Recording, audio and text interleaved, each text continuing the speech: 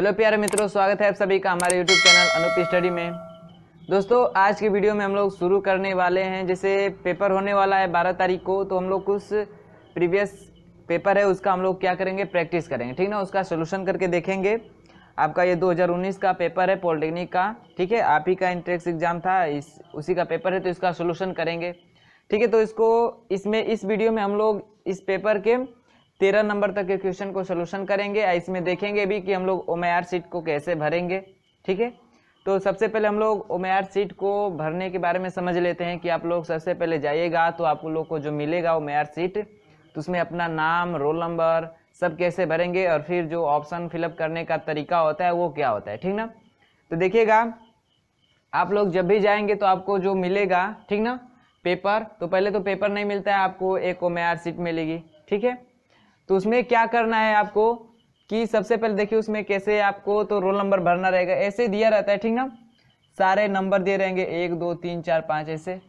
फिर आपको नाम के लिए ए का एक बना रहेगा, बी का रो बना रहेगा, ऐसे ए ऐसे बना रहेगा, ठीक ना। फिर ऐसे ही बी बना रहेगा। आपको नाम कैसे भरना है ये सब बता रहे, ठीक ना। ऐसे फिर सी रहेगा, फिर ऐसे ही डी रहेगा, ऐसे बहुत दूर तक मन पूरा रहता है इधर तक, और इधर करते करते जेड तक रहेगा आपका, ठीक है। जैसे मान लीजिए मेरा ही नाम है क्या, मैं अपना नाम भरूंगा, ऐसे नरेंद्र लिखूंगा, ठीक ना। तो कैसे लिखूंगा, सबसे पहले एन है तो इस रो में आएंगे, एन का है, मान लीजिए यहाँ बीच में होगा ना एन, यहाँ पे नीचे आएगा ना एन, तो मैं एन की जो पहली लाइन है ना उसी में एन को मैं क्या करूंगा, जैसे एन लिखा रहेगा ऐसे बना रहेगा, उसको क्या करूंगा मैं ऐसे ब्लैक कर दूंगा, ठीक ना। उसको अपने पेन से, जो भी आप ब्लैक पेन या बाल पेन लिए रहेंगे उसको ऐसे कर देंगे, ठीक है। फिर एन के बाद मेरा ए है, तो देखिए अब इसी लाइन में नहीं करना है ए को, अब यहाँ पे एन भर लिए, तो अब ये नहीं कि इस वाले ए जहाँ पे ए है इसी लाइन को क्या करें हम फिलअप कर दे, तो गलती हो जाएगा, ठीक ना। एक ही रो में सारा नेम आप तो लिख सकते हैं क्योंकि सारा आपका लेटर रहेगा, लेकिन ऐसे नहीं करना, ठीक ना। आप पहली रो भर दिए, एन भर दिए, फर्स्ट लेटर भर दिया आप पहली रो में। अब आपका दूसरा ए लिखना है, तो आप जो पहली रो भरे ना उसको छोड़ के अब ए इसको फिलअप करना है, यानी इसको भरिएगा, ठीक है।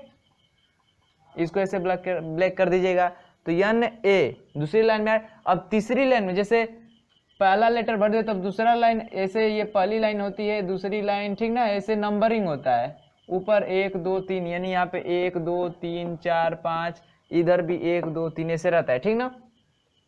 तो आप पहली लाइन भर दिए, जो भी एक ही लेटर भरना है पहली लाइन में, तो मेरा नाम नरेंद्र है तो मैंने एन भर दिया। अब ए भरना है तो इसी के रो के नहीं भरेंगे, ठीक ना, इसको छोड़कर दूसरी रो में भर दिए। फिर आर है तो अब तीसरी लाइन में आर देखेंगे, मान लीजिए भाई इधर आर आएगा, ठीक ना, तीसरी लाइन में, तो आर को फिलअप कर दिए। फिर आर के बाद ई आएगा, तो ई आएगा, मान लीजिए यहाँ पे ई आएगा ना, तो चौथी लाइन में, तो यहाँ पे चौथी लाइन का ई भर दिए ऐसे। फिर एन आया, तो एन आया ना, तो एन का पांचवी लाइन में, एन मान लीजिए पांचवी लाइन है ना, तो यहाँ पे एन होगा, तो फिर यहाँ पे कर देंगे। फिर एन के बाद डी है ना, तो डी छठवीं लाइन में, यानी मान लीजिए अभी ये लाइन छोड़ के अब यहाँ पे डी आ गया, तो इसको फिलअप करेंगे, इसको ब्लैक करेंगे, ठीक है, इसको ब्लैक करेंगे। फिर आर आया, तो अब छठवीं के बाद सातवीं लाइन में ना, यानी इस लाइन को छोड़ के आर इधर वाला आएगा, तो यहाँ पे यानी जो आर यहाँ आएगा इसको ब्लैक करेंगे। सबको समझ में आ रहा है कैसे फिलअप करना है। फिर उसके बाद से ए है, तो अब इसी लाइन को छोड़कर इधर ए आएगा ना यहाँ पे, तो इसको करेंगे, ठीक है।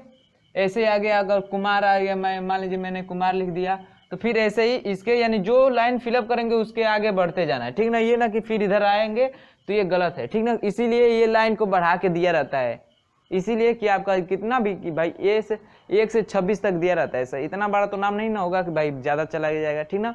तो ऐसे भरना रहता है। अब जो भी आपका नाम, पापा का नाम, मम्मी का, यानी जो भी फादर मदर्स नेम आएगा सब ऐसे फिल करना है, ठीक ना। जो लाइन एक बार जो भी वर्ड एक लेटर भर दिए उसके रो में, ठीक ना, उस कॉलम में फिर दूसरा जो भी लेटर आएगा उसको नहीं फिलअप करना। जैसे एन भर दिया तो अब दूसरे कॉलम में आएंगे, दूसरे वाले कॉलम में ए भरेंगे, फिर तीसरे वाले कॉलम में आर भरेंगे, फिर उसके चौथे कॉलम में ई भरेंगे, फिर जो लेटर अगर वहीं दोबारा भी लेटर आए तो उसके आगे वाले में भरेंगे, ठीक ना। ऐसे भरना है आपका नाम, ऐसे सारा चीज़ फिलअप करना है। इतनी बात सबको समझ में आई।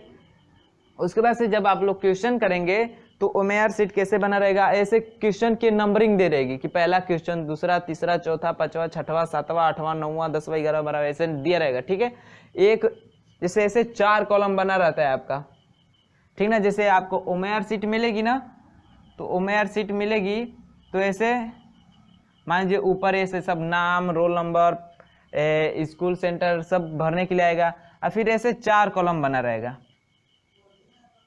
ठीक है, 4 कॉलम बना रहेगा। इसमें 1 से लेके 1 2 3 ऐसे 25 क्वेश्चन रहता है। एक कॉलम में 25 25 25 25 100 क्वेश्चन होते हैं ना। तो 2 कॉलम तो आपके मैथ के होते हैं। ठीक है, 25 यहाँ 50 हो जाएगा, यहाँ से आपका 26 से शुरू होगा, 26 27 28 ऐसे 21 51 तक, फिर 50 तक, 50 से 51 से लेके कितना हो जाएगा 75, और यहाँ से 76 से लेके 100 ऐसे रहता है। ठीक ना। इसी कॉलम का जैसे एक कॉलम हम लोग बनाए हैं ये वाला, ऐसे ही बना रहता है। तो ये क्वेश्चन नंबरिंग रहती है, ये आपकी साइड की क्वेश्चन नंबरिंग रहती है। और फिर ऑप्शन होते हैं A B C D, ये ऑप्शन है। ठीक ना। जैसे मान लीजिए मेरा पहले का C ऑप्शन सही है, तो पहला क्वेश्चन है, इसका ऑप्शन नंबर C है, तो इसको मैं ब्लैक करूंगा। ठीक है, इसको मैं कलर करूंगा। ठीक है, अगर दूसरा क्वेश्चन है, दूसरा का B ऑप्शन सही है, तो दूसरा क्वेश्चन है, इसका B ऑप्शन सही है, तो ये वाला मैं इसको कलर करूंगा। ठीक है, तीसरे का ऑप्शन नंबर D सही है, तो तीसरा है भाई, इसका ऑप्शन नंबर D यहाँ है, तो इसको मैं करूंगा। ठीक है, ऐसे आपको क्या करना है, ओमेआर शीट फिल करना है। अब देखिएगा जब भी आप ये गोले को भरने जाएंगे तो इसको ध्यान से भरना है कि इससे बाहर ना जाए। ठीक ना। अब ये ना है कि इससे इधर बस थोड़ा सा करके छोड़ दीजिए, या क्या करिए कि ऐसे ऐसे टिक मार दिए, ये सब गलत तरीका है। ठीक ना। ये ना कि आप थोड़ा सा आधा ही भर के छोड़ दें, ये भी सब गलत तरीका है। आपको भरना है तो पूरा भरिएगा। ठीक है, अब भरने का तरीका देखिए, ये ना कि इसके बाहर तक ही भर दीजिएगा, ऐसे नहीं भरना है। ठीक ना, ऐसे भी नहीं भरना है, इसके बाहर जो गोला है उसके बाहर तक नहीं जाना है, इसको भी ऐसे भी नहीं भरना है। ठीक ना। आपको भरते समय ध्यान रखना है, जैसे मान लीजिए ऐसे गोला बना रहेगा, तो आपको भरते समय ध्यान रखना है कि इससे बाहर ना जाए। ठीक ना, इसके अंदर ही अंदर आप भर दीजिए, और कहीं खाली भी नहीं छोड़ना। जैसे पहले साइड से भर लीजिएगा, ऐसे आप लोग पहले साइड से भरते जाइएगा। ठीक है, साइड से मोटा करके, और उसके बाद से आप लोग बीच में ऐसे कर दीजिएगा। ठीक ना, क्योंकि पहले साइड का कर लेंगे ना तो थोड़ा बाहर जाने का कम चांस रहेगा। आप लोग करके और उसको एकदम अच्छे से फिल कर दीजिएगा, उसमें कुछ छोड़िएगा मत। ठीक ना। तो ध्यान रखना कि बाहर नहीं भरना चाहिए, थोड़ा भी नहीं भरना चाहिए, ऐसे टिक नहीं मारना है, ऐसे नहीं करना है, सब बाहर तक नहीं जाना है। ठीक ना। आपको जो गोला बना रहेगा उसके अंदर ही एकदम अच्छे तरह से फिल करना है। ठीक है, यदि आपको ऐसे दिक्कत हो रही होगी तो आप लोग पहले क्वेश्चन सोल्व करिएगा। जैसे मान लीजिए चौथे का ऑप्शन नंबर A सही हो गया, तो थोड़ा इसमें बिंदी करके छोड़ दीजिएगा। फिर पांचवा को सोल्व करिएगा, इसका मिल गया ऑप्शन नंबर C, तो थोड़ा बिंदी करके छोड़ दीजिएगा। फिर ना छोड़ मत दीजिएगा, मैं बस बता रहा हूँ कि बस थोड़ा आपको करने में जल्दी क्या होगी कि बस थोड़ा थोड़ा टिक लगा दीजिएगा कि छवें का ये ऑप्शन सही है, ये सही है। उसके बाद से एक कॉलम करने के बाद फिर आप उसको जल्दी जल्दी क्या करिएगा, भर लीजिएगा। ठीक ना। उसके बाद से आप बस आपको भरना रहेगा, फिर ये नहीं रहेगा ना कि सोल्यूशन करना है। आप तो पहले ही सोल्यूशन करके टिक मार दिए रहेंगे, बस आपको क्या करना होगा, उस ऑप्शन को फिल करना होगा। ठीक है, तो आप जो भी आसान लगे वो कर सकते हैं। आप क्वेश्चन करते चाहिए, क्वेश्चन करने के साथ साथ फिल करिए, या बस क्वेश्चन सॉल्व करके उसका आंसर थोड़ा सा बिंदी करके ऐसा हिंट कर दीजिए कि हाँ ये ऑप्शन सही है। हिंट करने के बाद आगे सॉल्व करते जाइए, हिंट करते जाइए, फिर उसके बाद से कुछ कर लिए 10-15 कर लिए, तो फिर बैठ के उसको एक साथ फिलअप कर लें। ठीक ना। आप लोग को जैसी आसान लगे। ठीक ना, क्वेश्चन के साथ ही अगर भरना चाहते हैं तो वैसे भी कर सकते हैं, या ऐसे टिक मार के कि इसका ये ऑप्शन सही है, इसका ये ऑप्शन सही है, इसका ये ऑप्शन, इसका ये, फिर कुछ 10-15 हो जाए तो फिर एक साथ उसको फिल करना। जो भी आसान लगे आप वो करना। ठीक है, तो चलिए ये रहा आपको जो फर्स्ट जैसे पेपर मिलेगा तो क्या करना है, कैसे फॉर्म को फिलअप करना है, ये रहा। ठीक ना। आप लोग थोड़ा नाम पे ज़्यादा ध्यान रखिएगा। ठीक है, नाम में गलती मत करिएगा, जो मैंने बताया वैसे भरना। ठीक ना। पहला कॉलम भर लिए एक लेटर, तो उसी का दूसरा कोई, जैसे मान लीजिए मैंने N भर दिया, N के बाद A आया है, तो मैं इसी वाले रो में नहीं, इसी वाले कॉलम में नहीं भरूंगा A को। जैसे N यहाँ पे भर लिए तो A यहाँ पे है, तो इसको मैं नहीं भरूंगा। ठीक ना, इसको छोड़कर भरेंगे, क्योंकि NARE ऐसे बढ़ते जाना है ना कि NARE एक ही कॉलम में पूरा, क्योंकि A से Z तक तो दिया रहेगा आपको लेटर, तो उसमें तो ये पूरा लेटर आएंगे। तो ये नहीं कि एन यहाँ पे है, ए यहाँ पे है, आर यहाँ पे है, ई यहाँ पे है, ऐसे ऐसे इसी एक ही रो में एक ही कॉलम में नहीं बनाना, ठीक ना, आगे बढ़ते जाना है आपको, क्योंकि ए से आगे तक ही मिलेगा, बी मिलेगा, सी जेड, यानी पूरा जेड तक ऐसे मिलेगा आपको आगे तक, और नीचे तक आपको ए बी सी ऐसे दिया जाता है, ठीक ना।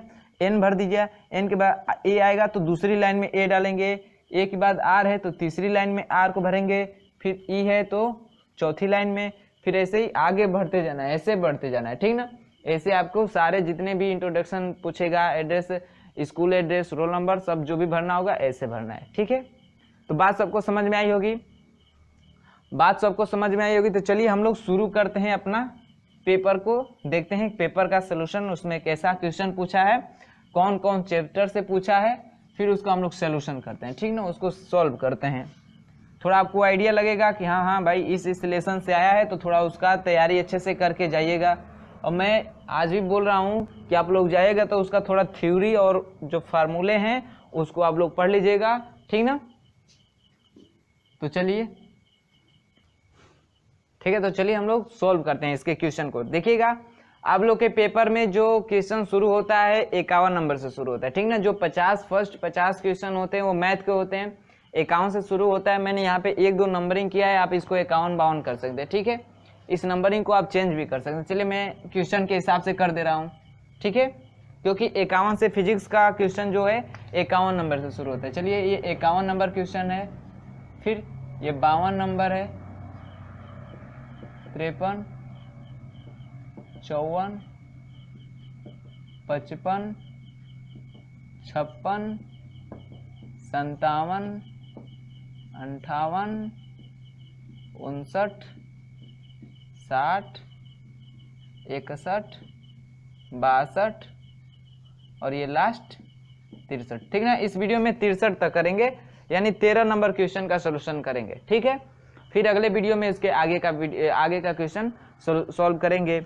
तो ठीक है, पहले एक बात और ध्यान सुन लीजिएगा आप लोग, जब भी आप लोग पेपर देने जाइएगा, ठीक ना, बैठिएगा पेपर देने, तो आप लोग कोशिश करिएगा कि फिजिक्स और केमिस्ट्री का पहले पोर्शन सॉल्व करें, उसके बाद से मैथ पे जाएं, क्योंकि अगर आप मैथ ही सॉल्व करना शुरू कर दिए तो आपका ज़्यादा टाइम ले लेगा, तो फिजिक्स और केमिस्ट्री के लिए आपको बहुत कम समय मिलेगा। और जो फिजिक्स केमिस्ट्री होता है उसमें ज़्यादातर थोड़ा बहुविकल्पी होते हैं और न्यूमेरिकल भी होते हैं, तो थोड़ा शॉर्ट होते हैं, ठीक ना। तो पहले आप लोग उसको सॉल्व करिएगा, क्योंकि इसमें ज़्यादा मतलब कम समय लगेगा और आप अधिक से क्वेश्चन अटेम्प्ट कर पाएंगे। उसके बाद से आप लोग मैथ पे जाइएगा, ठीक ना। तो सबसे पहले आप लोग फिजिक्स और केमिस्ट्री का क्वेश्चन सॉल्व करिएगा। तो चलिए हम लोग शुरू करते हैं 51 नंबर क्वेश्चन को। देखिए ये 2019 का है, ठीक ना। देखिए क्या कह रहा है, सुनिएगा। कह रहा है कि एक वस्तु 12 सेंटीमीटर फोकस दूरी के उत्तल लेंस के सामने स्थित है, ठीक है। क्वेश्चन ध्यान से समझिएगा। सबसे पहले आप लोग क्वेश्चन जब भी पढ़िएगा तो घबरा के मत पढ़िएगा, पूरे मतलब अच्छे से धीमे से समझते हुए पढ़िएगा, ठीक ना। तो देखिए कह रहा है कि एक वस्तु 12 सेंटीमीटर फोकस दूरी के उत्तल लेंस के सामने स्थित है। यदि वास्तविक प्रतिबिंब का आकार वस्तु के आकार का आधा हो तो वस्तु की लेंस से दूरी होगी। देखिए क्वेश्चन कैसे सॉल्व करेंगे। कह रहा है कि एक 12 सेंटीमीटर फोकस दूरी वाला क्या है, उत्तल लेंस है। लेंस है, अभी हम लोग पढ़े नहीं है ना भाई, कम समय मिला इसलिए हम लोग पढ़ नहीं पाए। देखिए 51 नंबर क्वेश्चन का सवाल का सॉल्यूशन, ठीक है। देखिए यहाँ पे समझ लीजिए, जो लेंस में फार्मूला होता है, मैं लिख दे रहा हूँ यहाँ पे, 1/f बराबर 1/v माइनस 1/u, इस वाले फार्मूले का यूज करते हैं, ठीक ना। लेंस में, किस में, लेंस में। दर्पण में क्या होता है, दर्पण में यहाँ पे प्लस हो जाता है, ठीक ना। दर्पण में इस फार्मूले में प्लस हो जाता है।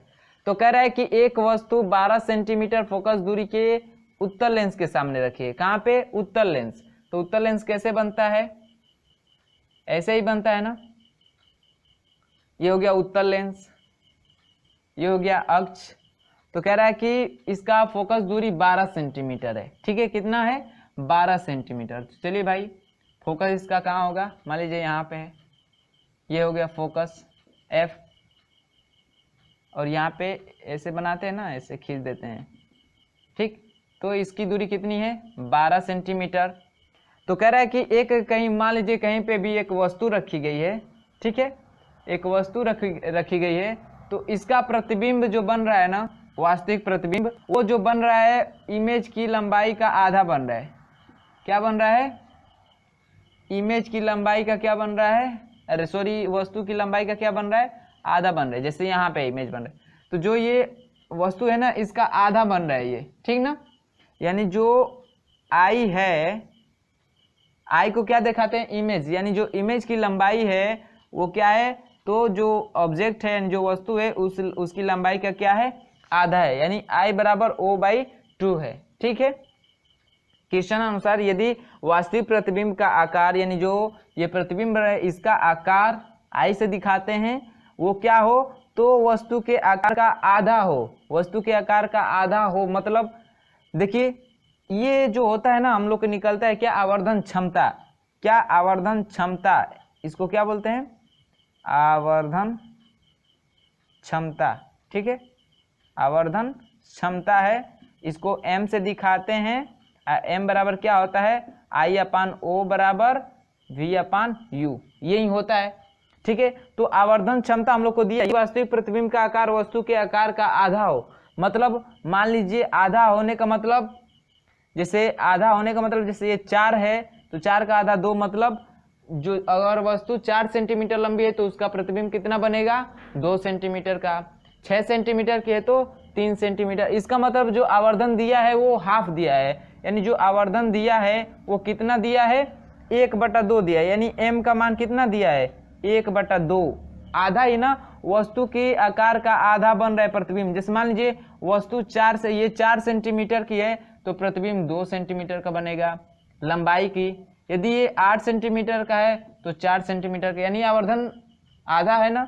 या यहाँ से भी निकाल सकते हैं आप लोग आवर्धन को, कैसे, m बराबर होता है I/O बराबर V/U, तो यहाँ से आप निकाल सकते हैं इस मान को, 1/2 ही आएगा आवर्धन। ठीक ना, आवर्धन 1/2 रखिए, m का मान 1/2 रखिए, या यहाँ पे I का मान रख दीजिए इतना, तभी आपका जो आवर्धन, मतलब यहाँ से u v का हम लोग का मान निकालना है। सीधे आवर्धन है तो हम लोग का सीधे इससे तुलना करेंगे, क्योंकि हम लोग को पूछा है कि आकार आधा, तो लेन से दूरी हम लोग को u पूछा है। ठीक है, u का मान पूछा है, तो हम लोग इस पे नहीं जाएंगे। यदि अगर इस पे अगर इसको लेना होगा तब इस पे जाएंगे, नहीं तो हम लोग सीधे, अगर आप लोग समझ रहे हैं कि वस्तु के आकार का आधा बन रहा है, इसका मतलब उसका आवर्धन 1/2 है। ठीक है, तो चलिए आवर्धन 1/2 है, तो यहाँ से हम लोग क्या कर सकते हैं, m बराबर V/U। देखिए चूंकि वास्तविक जो प्रतिबिंब बन रहा है वास्तविक बन रहा है, क्या बन रहा है, वास्तविक बन रहा है, तो जो आवर्धन आएगा वो ऋणात्मक आएगा। क्या आएगा, ऋणात्मक आएगा। तो m का मान कितना है, 1/2 बराबर क्या हो जाएगा, -V/U। ठीक, यहाँ से u बराबर निकालेंगे, सॉरी v का मान निकाले, चलिए u बराबर 3 गुणा करेंगे तो u बराबर आएगा -2v। हमको चाहिए v का मान, तो v बराबर क्या हो जाएगा, -1 ये आके इस कटेगा ना, u/2 -u/2, ये हो गया v का मान। ठीक है, v का मान हो गया। अब इस फॉर्मूले में f का मान मालूम है हम लोग को, f का मान मालूम है, f बराबर दिया है कितना, 12। जो उत्तल लेंस होता है इसमें f क्या होता है, पॉजिटिव होता है। आपका जो v बनता है वो भी कहाँ पे बनता है, पॉजिटिव, यानी वो भी पॉजिटिव होता है। आपका जो u होता है वो क्या होता है, निगेटिव होता है। ठीक है, तो f का मान दिया है, u का मान निकालना है, v का मान यहाँ से निकाल लिए, बस इसी फार्मूले में रख दीजिए आप। ठीक है, आप लोग को समझा रहे इसीलिए इतना स्लो कर रहे हैं। ठीक ना, आप लोग वहाँ पे इतनी स्लो मत करिएगा, आप लोग कैलकुलेशन थोड़ा फास्ट करिएगा आप लोग, और क्वेश्चन को थोड़ा बेहतर तरीके से समझिएगा। ठीक ना, तो चलिए क्या अब इस फार्मूले से निकालते हैं। तो 1/f का मान कितना है, 12 बराबर कितना हो जाएगा, चलिए फार्मूला ही लिख देते हैं, 1/v - 1/u होता है ना। चलिए यहाँ पे f रखिए, रहने दीजिए पहले। तो चलिए 1/f बराबर क्या हो जाएगा, v का मान -u/2 है और -u है, ये 2 ऊपर चला जाएगा ना, तब क्या हो जाएगा, 1/f बराबर -2/u और -u। तो -2 और -1 कितना हो जाता है भाई, -1 -2 कितना हो जाएगा, तो 1/f बराबर -3/u। f का मान कितना है, 12, तो 1/12 बराबर -3/u। 3 गुणा करेंगे तो u बराबर कितना आ जाएगा, 12 36 भारतीय 36 सेंटीमीटर की दूरी पे क्या होगा। ये माइनस चिन्ह क्या दर्शा रहा है, ये माइनस चिन्ह, इसका मतलब जो u होता है वो हमेशा दर्पण के इधर होता है ना, तो ये वाली दूरी क्या होती है, ऋणात्मक होती है, माइनस u होता है, ठीक ना, ऋणात्मक होती है। तो ये ऋण वाला चिन्ह ना आपको दिखा रहा है कि ये वस्तु कहाँ है, तो दर्पण से किधर है, दाएं साइड है, अरे सॉरी बाएं साइड है, ठीक ना, बाएं साइड। हमेशा वस्तु इस साइड रखी जाती है बाएं साइड, और वो हमेशा क्या होती है, वो लेंस हो, दर्पण हो, कुछ भी हो, वो हमेशा ऋणात्मक होती है, ठीक ना। कितना आया 36 सेंटीमीटर। तो ऑप्शन की बात कर ले 51 नंबर क्वेश्चन का, तो 36 ऑप्शन नंबर डी, आपका ऑप्शन नंबर डी है, डी करेक्ट है। तो क्या करेंगे, इस वाले डी को क्या करेंगे, फिल करेंगे, ठीक है। कैसे फिल करते हैं, तो भाई सबसे पहले साइड से ऐसे करिएगा, ठीक ना, साइड से थोड़ा इस किनारे को मोटा कर लेंगे तो पेन बाहर जाने से थोड़ा बच जाएगा। ऐसे करने के बाद आप लोग ऐसे फिल कर दीजिएगा, ठीक है। ऑप्शन कौन सा सही हो जाएगा, 51 का डी। इतना बात सबको समझ में आई ना। चलिए फिर देखते हैं 52 नंबर क्वेश्चन, इसको नोट कर लीजिएगा। देखिएगा 52 नंबर क्वेश्चन, अगला उसका 52 नंबर क्या कह रहा है कि दो द्रव्यमान जो एक दूसरे से निश्चित दूरी पर स्थित हैं के बीच गुरुत्वाकर्षण बल P न्यूटन है। इन्हीं दोनों द्रवों को यानी इन्हीं दोनों द्रव्यमानों को पानी में एक दूसरे से समान दूरी पर रखने पर गुरुत्वाकर्षण बल Q न्यूटन हो, तो बताइए।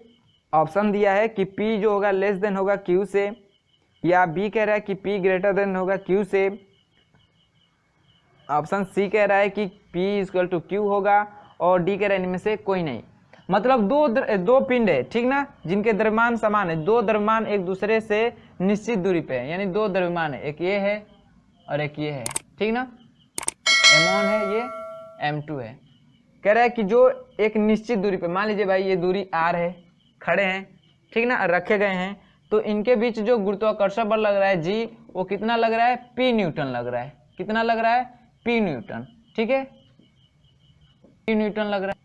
कह रहा है कि अभी तो ये एक निश्चित दूरी पे हैं, समझिए वायु में है, अब इन्हीं को जल में रखा जाए, ठीक है, इन्हीं दोनों पिंडों को जल में रखा जाए।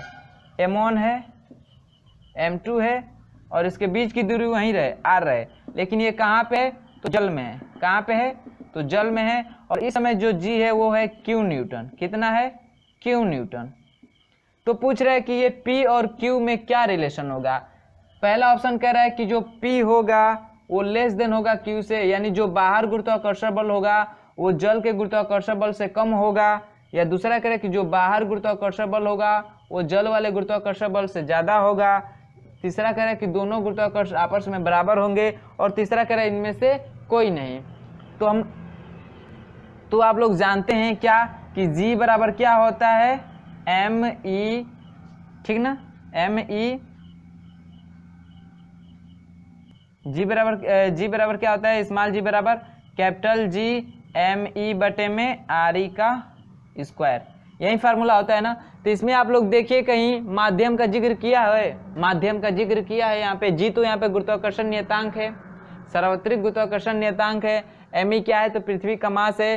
RE क्या है, पृथ्वी की त्रिज्या है। G क्या है, गुरुत्वाकर्षण बल है। तो इसमें माध्यम दिख रहा है ना, दिख रहा है, नहीं दिख रहा है। तो कह रहा है कि दो द्रव्यमान जो एक दूसरे से निश्चित दूरी पे है उस पर गुरुत्वाकर्षण बल P है, इनको जल में रखा जाए तो गुरुत्वाकर्षण बल Q न्यूटन है। तो इसमें क्या संबंध होगा भाई, जो हम लोग का गुरुत्वाकर्षण बल है ये माध्यम पे निर्भर नहीं करता है। आप जल में रखिए, कोई और चीज में रखिए, उस पर निर्भर नहीं करता है। ये ना कि जल में रखेंगे तो गुरुत्वाकर्षण बल घट जाएगा, वायु में रखेंगे तो गुरुत्वाकर्षण बल बढ़ जाएगा, ऐसा माध्यम पे निर्भर गुरुत्वाकर्षण बल नहीं करता है। तो जो गुरुत्वाकर्षण बल जल वायु में होगा वही गुरुत्वाकर्षण बल आपका क्या होगा, जल में भी होगा। यानी जो आपका ऑप्शन नंबर C है, यानी जो गुरुत्वाकर्षण बल बाहर होगा वही गुरुत्वाकर्षण बल क्या होगा, जल में भी होगा। यानी जो P है वो Q के क्या होगा, बराबर होगा। बात सबको समझ में आई है। जो गुरुत्वाकर्षण बल होता है वो जल पे यानी माध्यम पे निर्भर नहीं करता है। तो 52 का ऑप्शन नंबर कौन सा सही हो जाएगा, ऑप्शन नंबर C। तो ऑप्शन नंबर C क्या हो गया आपका, सही हो गया। ठीक ना, फिलअप करते समय आप लोग ध्यान दीजिएगा कि बाहर ना जाना चाहे, ठीक ना, बाहर ना जा पाए, थोड़ा अच्छे से भरिएगा आप लोग, अब पूरा भरिएगा, कहीं खाली मत छोड़िएगा, ठीक ना। इतना बात सबको समझ में आ गया। चलिए अगला भी देख लेते हैं, थोड़ा बहुत ही आसान सब है, ठीक ना, बस आप लोग पढ़े रहेंगे तो सारा कर जाएंगे। देखिए अगला 53 नंबर, इसको मिटा दे रहे हैं। देखिएगा 53 नंबर क्वेश्चन क्या कह रहा है। कह रहा है कि कांच के एक प्रिज्म से बैगनी, लाल एवं हरे रंग का प्रकाश का वेग क्रमशः VV, VR और VG है। यानी 3 रंग है, ठीक है। एक बैगनी रंग है, एक लाल रंग है और एक क्या है तो हरा रंग है। इसको प्रिज्म से गुजारने पर इनका वेग VV, इसका VV है, इसका VR है और ये क्या है VG है, ठीक है। इनका वेग दिया है। कह रहा है कि तो निम्न में से कौन सा संबंध सही होगा। ऑप्शन ए कह रहा है कि जो नीले रंग का वेग होगा वो कम होगा किसके, ग्रीन से, और जो ग्रीन होगा वो कम होगा किससे, रेड वाले से। यानी सबसे अधिक वेग किसका होगा, रेड वाले का, फिर ग्रीन वाले का, फिर ब्लू वाले का, बैगनी वाले का। ऑप्शन बी कह रहा है आपसे कि जो बैगनी कलर का है उसका वेग सबसे ज़्यादा होगा, उससे कम रेड का होगा और सबसे कम ग्रीन का होगा, ठीक है। वेग की बात कर रहा है, ग्रीन का होगा। फिर तीसरा ऑप्शन कह रहा है कि तीनों वेग जो होंगे आपस में बराबर होंगे, ठीक है। और चौथा कह रहा है आपसे कि जो VV होगा वो लेस देन होगा, यानी जो नीले रंग का होगा वो सबसे कम होगा। फिर वही ऑप्शन को रिपीट नहीं, हाँ, उसके बाद से रेड वाला होगा और फिर लास्ट में ग्रीन वाला होगा, ठीक है ना। इसी का एक्सचेंज कर दिया, इसको इधर ला दिया, इसको इधर, यही 4 ऑप्शन दिए हैं। तो आप लोग पढ़े होंगे कि जो प्रकाश होता है जब प्रिज्म से गुजरता है, यानी जो श्वेत रंग का प्रकाश होता है जब प्रिज्म से गुजारा जाता है तो 7 रंगों में विभक्त हो जाता है। तो 7 रंगों में विभक्त होता है तो उनकी तरंगदैर्ध्य अलग अलग होती है। सारे रंगों की तरंगदैर्ध्य अलग अलग होती है, जिसमें से लाल रंग की तरंगदैर्ध्य सबसे ज़्यादा होती है और नीले रंग की, बैगनी रंग की जो तरंगदैर्ध्य होती है सबसे कम होती है, बैगनी रंग की, ठीक है।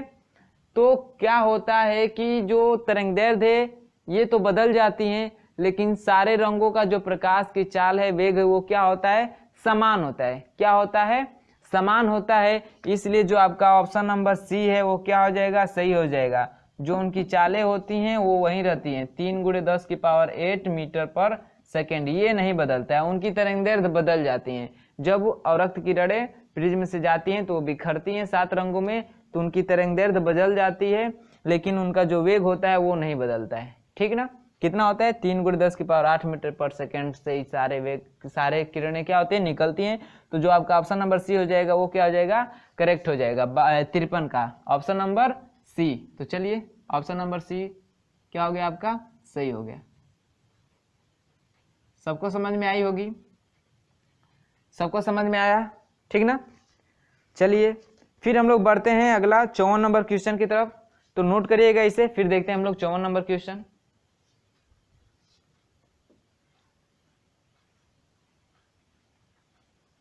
देखिएगा 54 क्या कह रहा है, समझिएगा। कह रहा है कि एक कण 1 मीटर त्रिज्या के वृत्ताकार पथ पर एक समान चाल से गति कर रहा है। कण द्वारा आधा चक्कर चलने में चली गई दूरी एवं विस्थापन में अनुपात होगा। दूरी क्या होती है भाई, तो चले गए कुल मार्ग की लंबाई को दूरी कहते हैं। और विस्थापन क्या होता है, तो प्रारंभिक और अंतिम बीच की जो न्यूनतम दूरी होती है उसे विस्थापन करते हैं। जैसे मान लीजिए कोई पार्टिकल यहाँ पे है, 54 नंबर क्वेश्चन सॉल्व कर रहे हैं, ठीक ना। पार्टिकल यहाँ पे ऐसे ऐसे गया है, ठीक है, मान लीजिए यहाँ पर आ गया है। तो अगर दूरी पूछेंगे तो ये पूरी जैसे जैसे आप ट्रेवल किए हैं ये सारे दूरियों का योग, जैसे मान लीजिए यहाँ से ऐसे जाने में हमको मान लीजिए 100 मीटर जाना पड़ा, तो दूरी हो गई आपकी कितनी, 100 मीटर। और विस्थापन क्या होता है, तो आप प्रारंभिक बिंदु देखिए, अंतिम बिंदु देखिए, इसके बीच की जो न्यूनतम दूरी, यानी इसी को एक सरल रेखा में मिला दीजिए और ये जो दूरी आ गई मान लीजिए 40 मीटर आ गई, तो ये आपका विस्थापन हो गया, ठीक है। विस्थापन यानी विस्थापन का मतलब आप अपने पोजीशन से कितने न्यूनतम दूरी पे हैं वो होता है विस्थापन। और दूरी का मतलब आप यहीं से जाके मान लीजिए मैं यहीं से यहीं तक गया हूँ, ठीक ना। तो मान लीजिए मैं यहाँ हूँ, तो मैं ऐसे घूम कर ऐसे घूम के और यहाँ पे आऊँ, तो दूरी जो होगी मैं जैसे जैसे घूम के आऊँ वो पूरा आपको लेंथ को मापना पड़ेगा, ठीक है। अब विस्थापन क्या होगा, तो एकदम मैं वहाँ से यहाँ तक आया ना, तो ये जो सीधी रेखा हुई ना यहाँ से और यहाँ तक, ये हम लोग का क्या हो गया, विस्थापन। तो इसी में संबंध पूछ रहा है कि क्या होगा। तो कह रहा है कि एक कण 1 मीटर त्रिज्या के वृत्ताकार पथ पे, जैसे वृत्ताकार पथ पे वो चल रहा है, ऐसे वृत्त बना लीजिए आप। इसकी त्रिज्या कितनी है? 1 मीटर। 1 मीटर वृत्ताकार पथ पे एक समान चाल से चल रहा है, ऐसे चल रहा है पिंड। कह रहा है कि कण द्वारा आधे चक्र में, जैसे मान लीजिए यहां से शुरू किया कण तो जाएगा, तो आधा चक्कर क्या होगा भाई इसका, यहां तक ना, यही हो गया ना इसका आधा चक्कर, यहाँ पे आके रुक जाएगा आधा चक्कर। यहाँ से ए से शुरू किया और बी तक आके रुक गया, यही आधा चक्कर ना, और यहाँ से यहाँ तक आ जाता तो पूरा चक्कर हो जाता। तो आधे चक्कर की बात करें तो आधा चक्कर यहाँ पे आ गया। चली गई दूरी एवं विस्थापन में अनुपात, तो भाई चली गई दूरी, तो यहाँ से ऐसे गया है ना, तो ये आपकी हो जाएगी दूरी। अब विस्थापन क्या हो जाएगा, तो यहाँ से यहाँ तक है ना, तो इसके बीच को न्यूनतम दूरी यानी सरल रेखा में मिला दीजिए दोनों बिंदुओं को, तो ये हो जाएगा विस्थापन। तो विस्थापन तो आपको साफ दिखाई दे रहा है। त्रिज्या है 1 मीटर की, तो ये 82 हो रहा है ना आपके, तो ये भी 1 मीटर का होगा। यहाँ से ये भी त्रिज्या होगी, यहाँ से भी त्रिज्या, यानी जो विस्थापन हुआ कितने का हुआ, 2 मीटर का। विस्थापन कितने का हुआ, 2 मीटर का। तो 1 अनुपात हो गया। हम लोग को निकालना है दूरी संबंधी विस्थापन निकालना है, ठीक है, विस्थापन निकालना है। तो विस्थापन आ गया 2, ठीक है 2। तो आप यहीं से आप ऑप्शन मार सकते हैं। आपको देखिए ऑप्शन ए दिया है 2, ऑप्शन ए दिया है आपका 2 संबंधी पाई, ऑप्शन बी दिया है पाई संबंधी 2।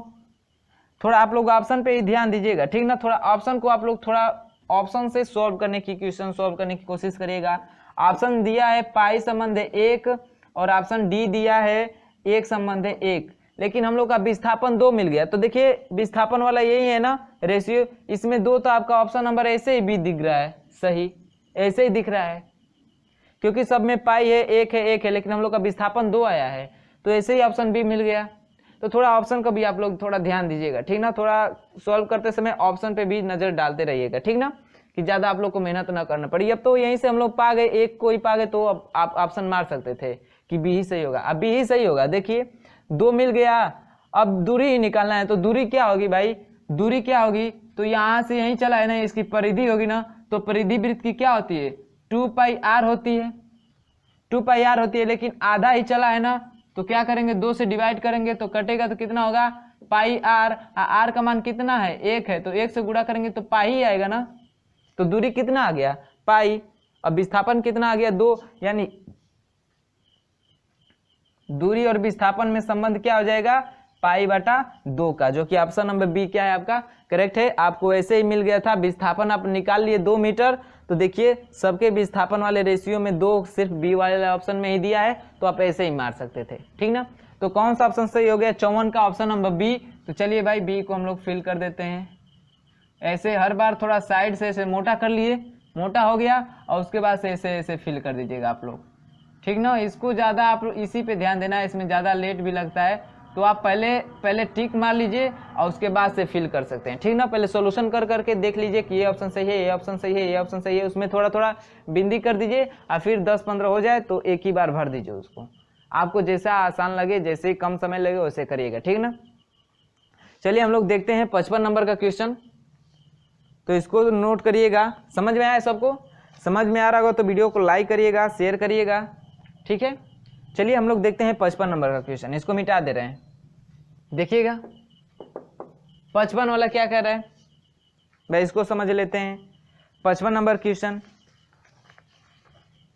तो कह रहा है कि एक गोली दर्पण और एक पतला गोली लेंस जिसमें से प्रत्येक की फोकस दूरी -15 सेंटीमीटर है, यानी जो फोकस दूरी दे रखा है आपको, दे रखा है -15 सेंटीमीटर, ठीक है। तो दर्पण एवं लेंस होंगे, यानी एक मैंने लेंस लिया है और एक दर्पण लिया है, और दोनों यानी दर्पण और लेंस दोनों की फोकस दूरी कितनी है, -15 सेंटीमीटर है। तो कौन सा वो दर्पण होगा, कौन सा लेंस होगा। तो देखिए आंसर आप इसी से फाइंड करेंगे। फोकस दूरी किसमें है, ऋणात्मक है, तो चलिए भाई दर्पण इधर देखते हैं और इधर लेंस देखते हैं। पढ़े नहीं है लेकिन यहाँ पे समझा दे रहे हैं कि अगर ऐसा क्वेश्चन अगर अलग से आए तो आप लोग समझ लीजिएगा, ठीक ना। जो दर्पण में गोली दर्पण कितने होते हैं, 2, एक होता है उत्तल दर्पण, एक होता है अवतल दर्पण। वैसे ही लेंस भी होता है, एक उत्तल लेंस होता है और एक क्या होता है, अवतल लेंस होता है। अब देखिए जो उत्तल लेंस होता है इसके चिन्ह परिपाटी क्या हो कि इसमें भी U होगा, F होगा, V होगा ना, अच्छे से लिख देते हैं भाई, FUV होगा। अवतल दर्पण में भी FUV होगा, लेंस में भी FUV होगा और इसमें भी FUV होगा।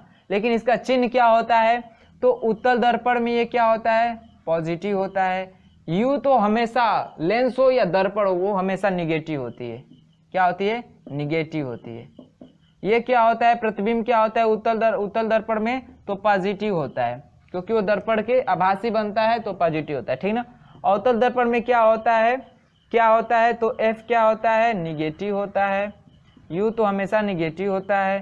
प्रतिबिंब भी बनता है किधर, बाएं साइड ही बनता है तो ये भी निगेटिव होता है। बस एक कंडीशन को छोड़ के जब जो प्रतिबिंब है ना P और F के बीच होता है ना, तब हम लोग का आभासी प्रतिबिंब बनता है दर्पण के पीछे, तो वो पॉजिटिव बनता है, ये वाली कंडीशन को छोड़ के, ठीक ना।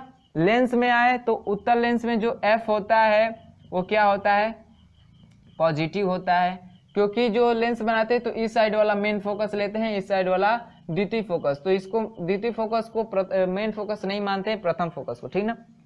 तो ये पॉजिटिव होता है। U तो सब में निगेटिव होता है, क्या होता है, U सब में निगेटिव होता है। ये VE होता है, ऐसे हम सब में E भी लिख दिए हैं, ऐसे लिखते हैं, negative positive negative negative negative, ठीक ना। इसमें क्या होता है, F पॉजिटिव होता है, U तो सब में निगेटिव होता है और V क्या होता है, इसमें पॉजिटिव होता है, ठीक है। लेंस इधर तो प्रतिबिंब वास्तविक बनता है ना, पॉजिटिव होता है। F अवतल दर्पण में क्या होता है, तो ये निगेटिव होता है, U तो सब में निगेटिव होता है और ये भी क्या होता है, निगेटिव होता है, ठीक है। तो चलिए हम लोग को पूछा है कि मैं एक दर्पण ले रहा हूँ और एक लेंस ले रहा हूँ, जिनमें से प्रत्येक की फोकस दूरी -15 सेंटीमीटर है, यानी माइनस चिन्ह देखना है किसमें यानी कौन कौन से लेंस में जो फोकस दूरी है वो ऋणात्मक है। चलिए देखिए किसमें है, इसमें है नहीं, इसमें है ना, हाँ इसमें फोकस दूरी ऋणात्मक है, और कहाँ पे है, इसमें फोकस दूरी ऋणात्मक है। यानी जो दर्पण है वो भी अवतल दर्पण है और लेंस जो है अवतल लेंस, यानी दोनों जो दर्पण भी है और लेंस वो दोनों अवतल है और दोनों की फोकस दूरी क्या होती है, ऋणात्मक होती है। इसका मतलब हम लोग का जो दर्पण है और लेंस है वो क्या है, अवतल दर्पण है, दोनों ही क्या है, अवतल है। तो आपका ऑप्शन नंबर कौन सा सही हो जाएगा, option number D. Option number D क्या हो जाएगा आपका, करेक्ट हो जाएगा। क्या, दोनों ही क्या होंगे, अवतल होंगे। बात सबको समझ में आई है। बस आप लोग को चिन्ह परिपाटी का नियम मालूम रहेगा तो आप निकाल सकते हैं, ठीक ना। और बुरी बात ये है कि हमने मतलब कंप्लीट तो कराया नहीं है, क्योंकि समय मिला नहीं उतना, 1 महीने से पढ़ाया तो कैसे भी भाई इतना लेसन तक मैंने कोशिश किया, वो भी एक एक क्वेश्चन को सॉल्व कराते हुए, ठीक ना। तो चलिए इसके लिए माफ़ी चाहूँगा और मुझे विश्वास है कि आप लोग माफ़ कर देंगे, ठीक है। तो चलिए ऑप्शन नंबर कौन सा सही हुआ, डी। तो डी को फिलअप करते हैं, 55 का ऑप्शन नंबर डी यही है ना। तो चलिए इसको ऐसे फिलअप कर देते हैं। इतना क्लियर है, सबको समझ में आया। फिर हम लोग देखते हैं 54 हो गया ना, 55 हो गया, 56 नंबर क्वेश्चन देखते हैं। हाँ 56 नंबर का क्वेश्चन देखते हैं, तो इसको नोट करिएगा। ये चिन्ह परिपाटी का सब है, ठीक ना, कि दर्पण, ये दर्पण रहेगा तो इसमें क्या क्या चिन्ह होते हैं, अवतल उत्तल लेंस में क्या क्या चिन्ह होते हैं, ठीक है। तो नोट करिएगा इसे। फिर हम लोग देखते हैं 56 नंबर का क्वेश्चन। तो चलिए देखते हैं 56 नंबर क्वेश्चन क्या कह रहा है कि 4 ओम प्रतिरोध में, ओम 4 ओम यानी आर का मान दिया है कितना, 4 ओम प्रतिरोध में प्रति सेकेंड, यानी टी का मान दिया है 1 सेकेंड, 1 सेकेंड 100 जूल ऊष्मा उत्पन्न की जाती है, यानी एच का मान दिया कितना, 100 जूल। तो प्रतिरोध के सिरों पर विभवांतर ज्ञात कीजिए, भी का मान पूछा है, ठीक है। तो आपका फार्मूला होता है H बराबर होता है क्या, VIT, एक ये फार्मूला होता है, एक H बराबर होता है I2RT फार्मूला होता है, और एक H बराबर होता है V2T/R होता है, ठीक है। ये 3 फार्मूले होते हैं आपके किससे, ऊष्मा से, यानी ऊष्मा कितनी उत्पन्न होती है जब भी विद्युत धारा प्रवाहित की जाती है किसी चालक तार में, तब, ठीक ना। जिसका वेग हो धारा हो और इतने समय के लिए प्रवाहित की जाए तो कितनी ऊष्मा उत्पन्न होगी, उसके लिए फार्मूला है ये, ठीक ना। तो चलिए हम लोग को मान क्या दिया है, आर का मान दिया है, टी का मान दिया है, एच का मान दिया है, भी का मान पूछा है। तो देखिए ये चारों किस फार्मूले में दिख रहे हैं, आर टी एच भी, आर टी एच भी, इस वाले फार्मूले में दिख रहे हैं ना। तो चलिए इसी वाले फार्मूले में रख के एच का मान भी का मान निकालते हैं। तो एच बराबर दिया है कितना, 100 जूल बराबर, फिर भी का मान तो निकालना है तो भी स्क्वायर, टी का मान दिया है 1 बटे में आर का मान दिया है कितना 4, तो यहाँ से गुणा करेंगे तो 400 बराबर क्या हो जाएगा वी स्क्वायर, तो वी बराबर क्या हो जाएगा √400, बाहर निकलेगा कितना 20, यानी जो प्रतिरोधों के सिरों पे विभवांतर होगा वो कितना होगा 20 वोल्ट का, कितना होगा 20 वोल्ट का। तो ऑप्शन कौन सा सही हो जाएगा, ऑप्शन 56 का ऑप्शन कौन सा सही हो जाएगा 20 वोल्ट, ऑप्शन नंबर सी। कौन सा सही हो जाएगा, ऑप्शन नंबर सी। सबको समझ में आया है। यदि यहीं जूल में दिया होता तो क्या करते 4.2 से भाग कर देते, ठीक ना, जूल में सॉरी कैलोरी में दिया होता तो, ठीक ना, कैलोरी में दिया होता तो सारे फार्मूले में 4.2 से भाग कर देते हैं, ठीक है, 4.2 से भाग कर देते हैं सारे फार्मूले में। किसमें चेंज हो जाएगा ऊष्मा, कैलोरी में चेंज हो जाता है। इतनी बात सबको क्लियर है। तो 56 का ऑप्शन नंबर कौन सा मैच किया, ऑप्शन नंबर सी। इतना क्लियर है। चलिए देखिए 57 नंबर क्वेश्चन, 57 नंबर क्वेश्चन का सोल्यूशन कैसे करेंगे, सब छोटे छोटे क्वेश्चन, ठीक है। चलिए देखिए 57 नंबर क्वेश्चन, ठीक है। 57 वाला क्या कह रहा है कि किसी छात्र द्वारा सरल लोलक का प्रयोग करते समय गणना द्वारा जी का मान, यानी जो जी का मान, कोई लड़का जी का मान गणना करता है तो 9.92 मीटर पर सेकेंड स्क्वायर पाता है, लेकिन जो जी का प्रामाणिक मान होता है, प्रमाणिक मान होता है जी का, वो कितना होता है 9.80 मीटर पर सेकेंड स्क्वायर होता है। तो कह रहा है कि इस अवकलन में जो जी है उसका प्रतिशत त्रुटि कितना होगा, प्रतिशत त्रुटि पूछ रहा है, ठीक है। तो भाई कितने की त्रुटि होती है, हम लोग का एक्चुअली मान इतना होता है लेकिन गणना किया इतना, तो कितना त्रुटि हुई, तो त्रुटि निकालेंगे, त्रुटि जी में तो कितना हो जाएगा 9.92 माइनस 9.80, तो त्रुटि कितने की हुई भाई, तो 2 इधर 8 में से 8 में से अरे सॉरी 9 में से 8 गया 1.0, यानी इतने मीटर पर सेकेंड स्क्वायर की क्या हुई त्रुटि हुई। तो इसको प्रतिशत में पूछ रहा है, प्रतिशत त्रुटि बताइए, तो वही प्रतिशत त्रुटि बराबर क्या हो जाएगा भाई, प्रतिशत त्रुटि बराबर होता है त्रुटि बटे में वास्तविक मान गुणे 100, यही होता है ना। चलिए इसी को सोल्यूशन कर देंगे तो आ जाएगा, तो दशमलव से दशमलव हट जाएगा और 100 से गुणा करेंगे तो हो जाएगा आपका 1200 अब बटा में 980, यहाँ से करेंगे इसको कटाएंगे तो ये आपका, आप भाग करेंगे तो कितना हो जाएगा, चलिए भाग कर लेते हैं, 120 भागे 98 आ रहा है आपका 1.22 ऐसे जा रहा है, ठीक ना, 1.22 दो ही पॉइंट तक ले रहे हैं, तो 1.22%, ठीक है। आपकी जो प्रतिशत त्रुटि निकल के आई जी में वो कितना आई 1.22% की। तो ऑप्शन की बात कर ले तो कौन सा सही हो जाएगा, ऑप्शन नंबर आप लोग को स्क्रीन पे दिख रहा होगा, जो क्योंकि हमें नहीं दिख रहा है इसलिए मैं पेपर को लेके पढ़ रहा हूँ, एडिटिंग के बाद लगाया जाता है क्वेश्चन काट के, ठीक है। तो ऑप्शन कौन सा सही हो जाएगा, ऑप्शन नंबर सी 1.22%, 57 का ऑप्शन नंबर सी। तो कौन सा सही हो गया, सी।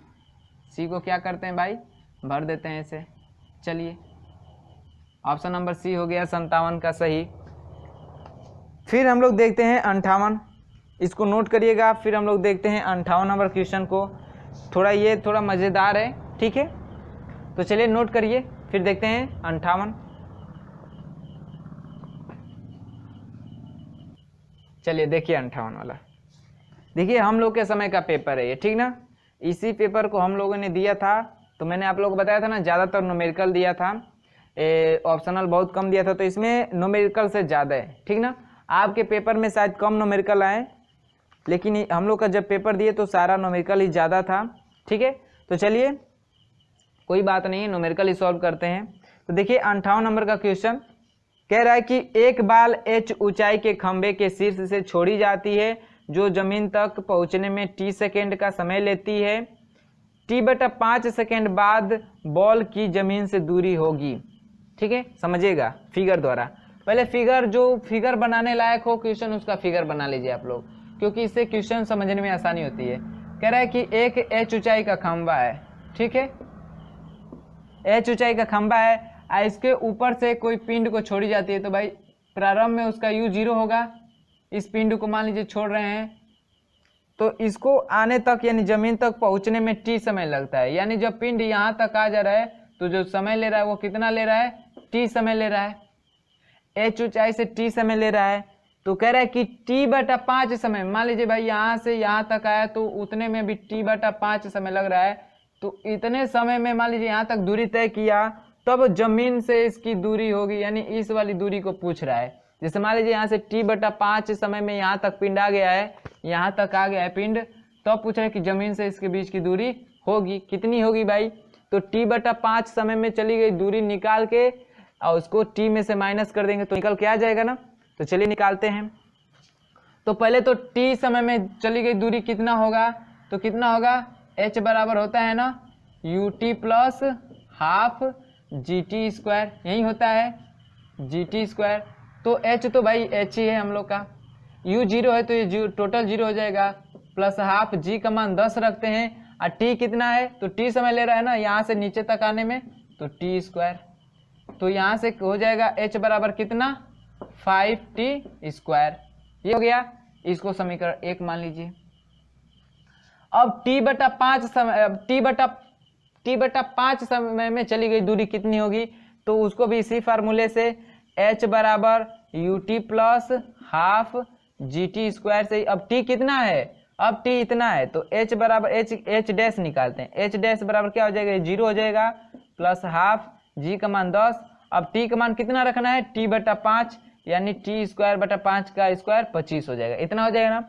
इसको कटाएंगे तो 5, और इसको कटाएंगे तो 5, यानी h डैश बराबर कितना आ जाएगा, तो t²/5, इतना आ गया। h डैश का मान इतना आ गया।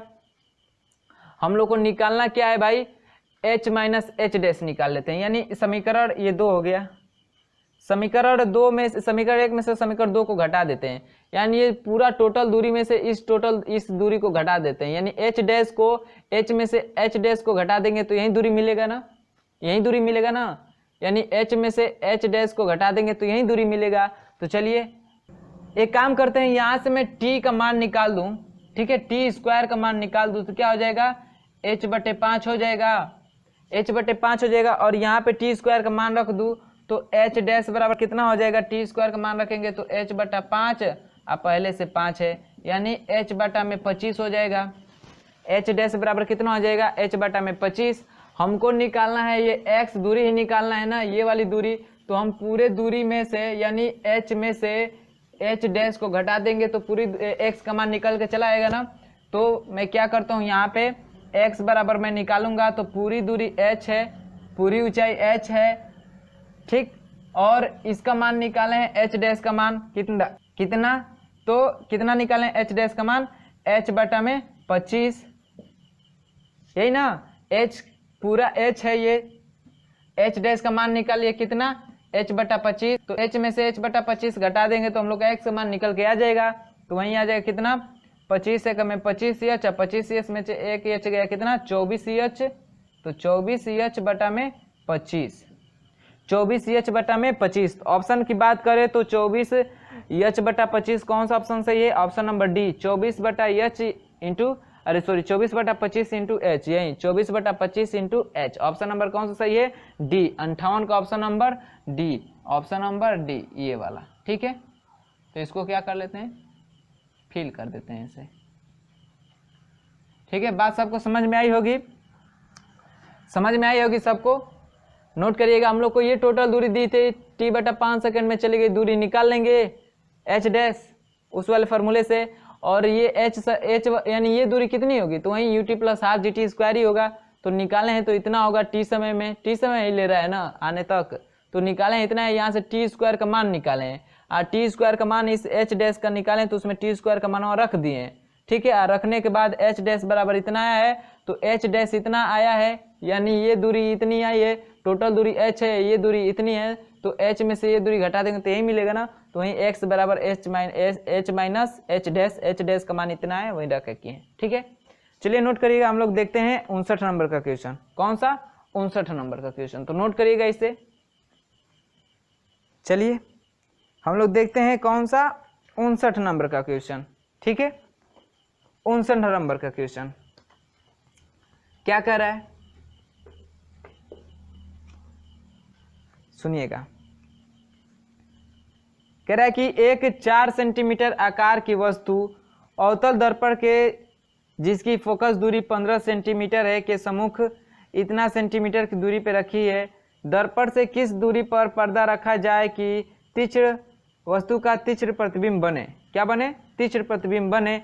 तो क्या करिए, आपको दिया है क्या, वस्तु का आकार दिया है, तो चलिए भाई ओ का दिया है, इतना दिया है, उसको छोड़िए। अवतल दर्पण के सामने जिसकी फोकस दूरी f का मान दिया है कितना? 15 सेंटीमीटर। कितना दिया है? 15 सेंटीमीटर। ठीक है, तो अवतल दर्पण है, अवतल दर्पण है, ऐसे बनता है, तो फोकस दूरी क्या होगी इसकी? ऋणात्मक होगी। फिर के सम्मुख 25 सेंटीमीटर दूरी पर स्थित है, यानी u का मान दिया है कितना? 25 सेंटीमीटर, ये भी माइनस होगा। तो दर्पण से किस दूरी पे पर्दा रखा जाए कि वस्तु का तीक्ष्ण प्रतिबिंब बने? तो भाई v का मान पूछ रहा है, प्रतिबिंब भी कितनी दूरी पे पर्दा रखा जाए कि प्रतिबिंब बने, इसका मतलब प्रतिबिंब उसी पर्दे पर बनेगा, तो प्रतिबिंब की दूरी पूछ रहा है ना। तो चलिए फार्मूला क्या होता है, 1/f बराबर क्या होता है? 1/u और 1/v प्लस 1/u। ठीक है, हम लोग को निकालना है v का, तो 1/v बराबर क्या हो जाएगा? 1/f, ये इधर आएगा तो माइनस हो जाएगा 1/u। ये फार्मूला हो गया, इसी में सबका मान रखिए, तो क्या हो जाएगा? 1/u बराबर 1/f का मान कितना है? तो आपका कितना है? 15, तो -15 प्लस सॉरी माइनस है ना, माइनस 1/u का मान कितना है भाई? 25। ये हो गया 25, कितना है? तो -25, तो -25। ठीक है, तब 1/v बराबर क्या हो जाएगा? -1/15, ये माइनस माइनस प्लस 1/25, इतना हो जाएगा। चलिए दोनों का एलसीएम लीजिए, क्या होगा? 1/v बराबर क्या हो जाएगा? दोनों का एलसीएम। चलिए 5 तिया 15, 5 पचे 25, 5 पचे 25, तो ये हो जाएगा 5 पचे 25, 25 तिया कितना होता है भाई? 25 तिया 75। एलसीएम क्या होगा इसका? 75। तो 15 का 15 दूनी 30, 15 तिया 45, 15 चौके 60, 15 पचे 75, 5 बार में कटेगा, -5 प्लस 25 तिया 75, 3 बार में कटेगा, चलिए 3। तो 1/v बराबर क्या हो जाएगा? -2 में क्या? 75। तो v बराबर क्या हो जाएगा? तो 75 - 2, तब v बराबर क्या हो जाएगा भाई? कटा दीजिए, 2 तिया 6 -3, 6 1 5 15 हुआ, 2 7 14, फिर दशमलव 2 5 10, यानी -37.5, -37.5 आपका ऑप्शन नंबर ए। आपका ऑप्शन नंबर ए क्या है? सही है। ठीक है, -37.5 सेंटीमीटर की दूरी पे पर्दा रखेंगे तो वहां पे इसका तीक्ष्ण प्रतिबिंब क्या होगा? बनेगा। कब? जब उसकी u इतना यानी फोकस इतना रहेगा और वस्तु इतना दूर रहेगी उस दर्पण से, तब। बस आपका दर्पण का फार्मूला था, सबका मान रखना है, जो मान दिया रहता है बस चिन्ह परिपाटी का ध्यान रखना है, कौन माइनस होता है कौन प्लस होता है। ठीक है, तो ऑप्शन नंबर कौन सा सही हुआ? ए। तो चलिए ए को फिल कर देते हैं, 59 का ऑप्शन नंबर ए रहा, ये हो गया फिल। चलिए समझ में आया सबको? चलिए अब देखते हैं हम लोग अगला सवाल, 60 नंबर क्वेश्चन। 60 नंबर क्वेश्चन क्या कह रहा है उसको भी समझ लेते हैं। ठीक है, तो नोट करिएगा, इसे नोट करिएगा, शॉर्ट स्क्रीन करिएगा या वीडियो को पॉज करके नोट कर लीजिए। देखिए 60 नंबर का क्वेश्चन क्या कह रहा है। कह रहा है कि 2000 किलोग्राम की एक कार 18 घंटे के वेग से चल रही है। ठीक है, हाँ चल रही है, तो कार को रोकने के लिए कार्य करना होगा। तो देखिए भाई m का मान दिया है कितना? 2000 kg, और कह रहा है कि जो चल रही है स्पीड यानी v का मान दिया है 18 किलोमीटर प्रति घंटा। ठीक है, किलोमीटर प्रति घंटे की वेग से चल रही है। तो आपको निकालना है कार को रोकने के लिए किया गया कार्य। तो जो कार्य होगा क्योंकि भाई जो वस्तुकार है वो गतिमान है, तो जो उसकी गतिज ऊर्जा होगी वही कार्य के रूप में संचित हो जाएगी। तो जितना भाई रोकने के लिए उसको कितना कार्य करना पड़ेगा, जितना गतिज ऊर्जा भाई क्या होती है, संचित हो जाती है कार्य के रूप में, यानी जो के बराबर होगा वो W हो जाएगा। ठीक है, कार्य इतना करना पड़ेगा, रोकने के लिए इतना कार्य करना पड़ेगा, कितना, उसकी गतिज ऊर्जा के बराबर। तो गतिज ऊर्जा बराबर क्या होता है, mv² ही होता है ना, तो W बराबर आपका क्या हो जाएगा 1/2 mv²। तो W बराबर क्या हो जाएगा 1/2 mv²। ठीक है, चलिए तो W बराबर क्या हो जाएगा तब 1/2, m का मान कितना है 2000 किलोग्राम, और v कितना है तो 18 किलोमीटर प्रति घंटा है। इसको चेंज करिए मीटर पर सेकेंड में, तो 5/18 से करते हैं गुणा, तो 18 से 18 यानी 5 मीटर पर सेकेंड हुआ। ठीक है, तो 5 का स्क्वायर हो जाएगा 25, इसको कटाएंगे तो 1000, यानी 1000 दूनी 2000, 1000 और 25, तो W बराबर कितना आया तो 25 और गुणे 1000। 1000 को लिख सकते हैं क्या 10 की पावर 3, कितना लिख सकते हैं 10 की पावर 3। ऑप्शन देखिए इतना दिया है 25 गुणे 10 की पावर 3 दिया है, 25 गुणे 10 की पावर 3 नहीं, 2 दशमलव दिया है 2.5। तो चलिए भाई दशमलव इधर करेंगे, W बराबर सबका 2.5 दिया है, तो घात क्या होगी आप लोग बताइए। दशमलव इधर आने का मतलब क्या हुआ, घात में वृद्धि होगी या कमी होगी, बताइए सब लोग। क्या होता है जब इधर से दशमलव इधर जाता है तो घात में क्या होती है, क्या होती है ऋणात्मक वृद्धि होती है, और जब दशमलव इधर आता है, इधर आता है तो क्या होती है बोलते हैं, क्या बोलते हैं उसमें धनात्मक वृद्धि होती है। तो 10 की घात 3 है तो कितना हो जाएगा 10 घात 4 हो जाएगा, कितना हो जाएगा 10 घात 4। ठीक है, कैसे भाई तो समझ लीजिए कैसे, 25 है ना, तो दशमलव इधर लाना है, तो क्या करिए 10 से गुणा करिए या 10 से भाग करिए, और गुणे 10 की पावर 3 ही है, तो इतना से करेंगे तो ये 2.5 हो जाएगा, इसका धन इसका 1 और इसका 3 कितना हो जाएगा 4 हो जाएगा ना। तो वहीं जब दशमलव दाएं से बाएं आता है तो उसके घात में धनात्मक वृद्धि होती है, और जब बाएं से दाएं जाता है तो उसमें ऋणात्मक वृद्धि होती है। तो 2.5 गुणे 10 की पावर 4। अब ऑप्शन मैच कराइए तो कौन सा सही हो जाएगा, ऑप्शन नंबर बी आपका क्या हो जाएगा करेक्ट हो जाएगा। कौन सा, ऑप्शन नंबर बी। ठीक है, सबको समझ में आया होगा। तो चलिए 60 का ऑप्शन नंबर बी, तो कौन सा भाई 60 का ऑप्शन नंबर बी ये हो गया आपका। ठीक है, अब चलिए बचा है 3 सवाल, तो उसको देख लेते हैं। तो चलिए देखिए 61 नंबर क्वेश्चन क्या कह रहा है, इसको नोट करिएगा, इसको शॉर्ट स्क्रीन कर लीजिएगा, और वीडियो अच्छा लग रहा हो तो वीडियो को शेयर करते रहिए और लाइक करते रहिए। चलिए 61 नंबर क्वेश्चन देखिए, 61 नंबर वाला क्या कह रहा है, कह रहा है कि एक पिंड का हवा में द्रव्यमान, यानी वायु में द्रव्यमान, हवा मतलब वायु में द्रव्यमान दिया है, कितना वायु में द्रव्यमान दिया है, वायु में द्रव्यमान कितना दिया है भाई, द्रव्यमान आपका दिया है कितना 75 ग्राम। ठीक है 75 ग्राम। फिर इसको एक द्रव में डुबाया जा रहा है, अज्ञात द्रव में डुबाया जा रहा है, अज्ञात द्रव में डुबाने पर जो इसका द्रव्यमान है वो कितना है तो 51 ग्राम है, 51 ग्राम। फिर पानी में इसको डुबा रहे हैं, तो पानी में या जल में द्रव्यमान कितना है इसका 67 ग्राम। तो कह रहे अज्ञात द्रव का घनत्व ज्ञात कीजिए, अज्ञात द्रव का घनत्व पूछ रहा है, यही पूछ रहा है ना। तो देखिए वायु में इतना है, द्रव में जिस द्रव का घनत्व निकालना है उस द्रव में इतना है, और पानी में डाल रहे हैं तो इतना है। तो जल में भार में कमी कितना आ रहा है, जल में भार में कमी कितना आ रहा है भाई तो 75 वायु में है, जल में कितना है 67, तो कितना आ रहा है 8।